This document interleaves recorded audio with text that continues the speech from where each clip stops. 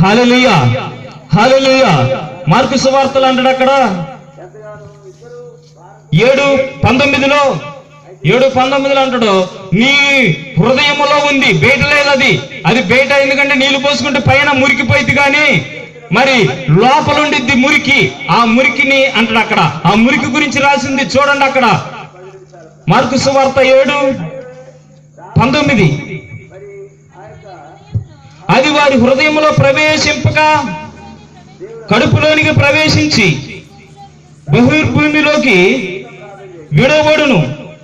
ఇట్లు భోజన పదార్థములన్నిటినీ పవిత్రపరచును. మనిషిని లోపల నుండి బయలువెళ్ళున్నది మనిషిని అపవిత్రపరచును. లోపల నుండి అనగా మనుషులు హృదయములో నుండి దురాలోచన బయలుదేరతాయండి. ప్రైజ్ ది లార్డ్, హల్లెలూయా. మనిషిని హృదయములో నుంచి వచ్చేదే అంటూ, అదే అపవిత్రత. ఆ అంటును నువ్వు తుడిచివేయాలి. రోజు పాత్రలు కడుగుతామండి, ఇల్లు శుభ్రంగా కడుగుతామా, బట్టలు ఉతుకుతామా శుభ్రంగా. అలాగే నీ హృదయాన్ని కూడా కడక్కపోతే ఏమైందంట? పరిశుద్ధత రాదు. రోజు కడుగుతున్నామండి, రోజు అంట్లు కడుగుతున్నామా, బట్టలు ఉతుకుతున్నాం కదా, లేకపోతే నెలకు ఒకసారి ఇల్లు శుభ్రంగా తుడుతున్నామా. ఎందుకు తుడుతున్నావు? ఇల్లు శుభ్రంగా ఉండాలని, పరిశుద్ధంగా ఉండాలని. అలాగే నీ హృదయం పాడైపోయింది. దురాలోచనలతో, వ్యసనాలతో, కక్షలతో, కోపాలతో, అనేక విషయాలతో ఏమైందంట? అపవిత్రపరచబడింది. మరి పరిశుద్ధపరచబడాలంటే ఏం చేయాలంటే హృదయాన్ని కడగాలంట. రోజు అంట్లు తోముతున్నారు, అలాగనే హృదయాన్ని కూడా కడగాలి. పాత్ర అదే తిన్నదాంట్లో మళ్ళీ దాంట్లో వండుకుంటామండి. మనం వండుకుంటామా? మరి లేకపోతే రోజు ఇడిచిన కూడా మళ్ళీ కట్టుకుంటామా? మనకు పనికి రాదు. ఇల్లు అట్నే ఉంచుతామా? ఏదన్నా పండగైనా శుభ్రం చేస్తాం కదా. ప్రైజ్ ది లార్డ్, హల్లెలూయా.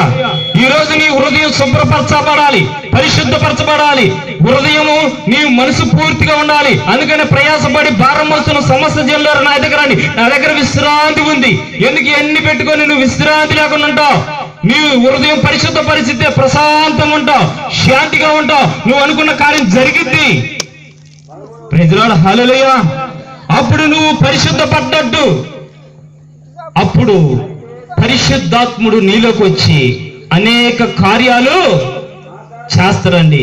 నువ్వు అనుకున్న కార్యం, నువ్వు ఏడికో పోయిన ఉపయోగము లేదండి. ఎన్ని మారకుండా, నువ్వు మారకుండా, నీ గుణం మారకుండా, నీ అలంకారం ఉంటే నువ్వు లోకం అంతా తిరిగినా, అక్కడ చేర్చి ఇక్కడ చేర్చి, ఆ గుడి ఈ గుడి, అక్కడ ఉన్నాడు ఎక్కడ ఉన్నాడు, ఆ పాస్టర్ మంచివాడు, అదిగో ఆయన చేయి పెడితే మంచిదంటే ఉపయోగం ఏమీ లేదండి.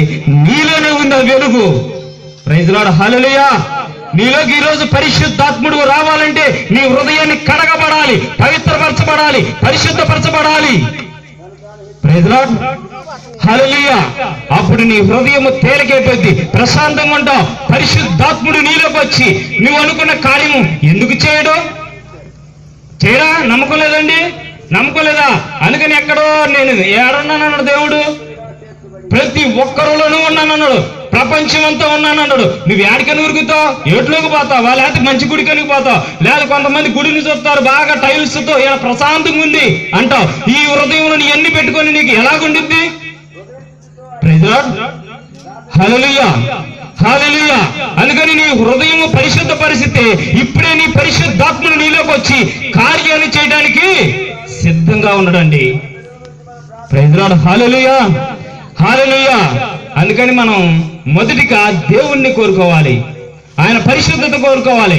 ఆయనకు నచ్చిన గుణాన్ని మనము అలంకారంగా మార్చుకోవాలి.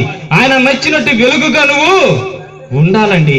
ఈ మూడు మార్చుకుంటే నీ జీవితం మార్చబడిపోయింది, నీ భవిష్యత్తు మార్చబడిపోయింది, నీ కుటుంబం మారిపోయింది, అలాగే నీ బజారు మారిపోయింది, నీ గ్రామం మారిపోయింది. ఎందుకు మారట్లేదు, ఎందుకు రావట్లేదంటే ఇవన్నీ పెట్టుకోనే కదా. నేను ఎందుకు మారానో తెలుసండి. నేను ఎందుకు మారానంటే తాగుతున్నాను, తిరుగుతున్నాను అని చెప్పాను ఇందాక మీకు మొదటిన. ఎందుకంటే ఒక దైవజనుడు మాట్లాడుతా ఉన్నాడు, మీలో తిరుగుతున్నారు. ఎందుకంటే వ్యభిచారులు మీలో ఉంటారు, దొంగలు ఉన్నారు, తాగుబోతులు ఉంటారు. మీరు దేవుని సన్నిధికి వస్తున్నారు, అయితే మీకు కాదు అవమానం జరుగుతుంది, ఆ దేవుడికి అవమానం జరుగుతుందని ఆ దైవజనుడు మాట్లాడుతూ ఉన్నప్పుడు నా హృదయం కదిలించబడింది. ఎందుకంటే నేను తాగి తిరుగుతున్నాను, ఓసియానని చెప్పాను, పాన్పరాగేసి చర్చిలను చూశాను. అయితే నాకు ఆ దైవజనుడు మాట్లాడుతున్న మాట్లాడిందంటే మీకు కాదు అవమానం జరుగుతుంది, మీ తరపున దేవుడికి అవమానము జరుగుతుంది. ఎన్ని చేస్తుండబట్టే, మీలో చేసేవాళ్ళు ఉండబట్టే అంటుంది, వాళ్ళు వ్యభిచారులు ఉండబట్టే అంటుంది, దొంగలు ఉండబట్టే అంటుంది, అన్యాయస్తులు ఉండబట్టే కదా అంటుంది, అలాగనే మరి ప్రతి ఒక్కరు తాగుబోతులు ఉండబట్టే కదా అంటుంది. నన్ను అన్నారండి, నీవేం పాస్టర్, నన్ను నేను పాస్టర్ కాలేదు అప్పుడు, నువ్వేం పాస్టర్, నన్ను నాకున్న ఫ్రెండ్స్ అందరూ అనేవాళ్ళు, నువ్వేం పాస్టర్, నువ్వు తాగుతున్నావు, సఫారీ చేస్తున్నావు, నువ్వేం పాస్టర్ చర్చికి పోతున్నావు అనేవాళ్ళండి. ఎందుకంటున్నారంటే దేవుడి నామం దూషించబడుతుందని నాకు అర్థం కాలేదు. ఆ పాస్టర్ గారు చెప్పిన తర్వాతనే నాకు అర్థమైంది. అయితే నా వల్ల అనేకులు దూషించబడుతున్నారు, నా వలన అనేకులు రక్షించబడటం లేదు. నన్ను చూసి ఎవరు తెలుసుకుంటారు దేవుణ్ణి ఆయన ఆ వాక్యమే నన్ను మార్చేసిందండి. ఈ రోజుకి కూడా నేను మానుకొని 6 సంవత్సరాలు 7వ సంవత్సరంలోకి వెళ్తున్నాను. ఇంతమటికి తాగలేదండి, అటు పీకలేదు కూడా. ప్రైజ్ లార్డ్, హల్లెలూయా హల్లెలూయా. అందుకని నేను మారిపోయాను. అందుకని దేవుని మాట, ఒక్క మాట చాలు నువ్వు మారడానికి. ఏమంటారంటే గొడ్డుకు ఒక దెబ్బ, మనిషికి ఒక మాట చాలు. ప్రైజ్ లార్డ్, హల్లెలూయా హల్లెలూయా. ఆ మాటను బట్టి నేను మారిపోయానండి. ఈ రోజు కూడా నాకేమి లేదు. దేవుడు అంటే నేను దేవుని తెలుసుకున్నాక నా బంగారము ఉంగరాలన్నీ ఇచ్చేసాను దేవుడికి, నా సోటు ఇచ్చేసాను దేవుడికి. ఎందుకంటే నిజమైన వెలుగుని నేను తెలుసుకున్నాను, నేను నిజమైన అలంకారాన్ని ఎలా ఉండాలో తెలుసుకున్నాను, నిజమైన పరిశుద్ధత ఏందో నాకు తెలిసిపోయిందండి. అది ఎవరికి లాభం? దేవుడికి అంటే దేవుడికి కాదండి. ఈ మంచి మాటలు వినడానికి ఎవరికి రాదు, మన ప్రజలందరికీ మంచిదండి. ఇట్లా పాటిస్తే అందరూ సమానం, అందరూ ఐక్యత. ఎందుకు మనం ముందుకెళ్ళాం అంటే మనలోనికి మన మంచిగా దేవుడు చెప్పిందండి ప్రతి మాట. నీ కుటుంబం మంచి జరగదా ఇవన్నీ ఉంటే? నీ బజారు బాగుపడదా? నీ ఊరు బాగుపడదా? ఇవన్నీ జరిగినప్పుడు అన్ని బాగుపడతాయండి. అందరూ మారుతారు. ఎందుకు మారు? నీ ప్రవర్తన బట్టి మారుతారని దేవుడి వాక్యం చెబుతా ఉంది కదా. ప్రైజ్ లార్డ్, హల్లెలూయా హల్లెలూయా. అలాగే తల వంచినట్టు ప్రార్థన చేసుకున్నామండి.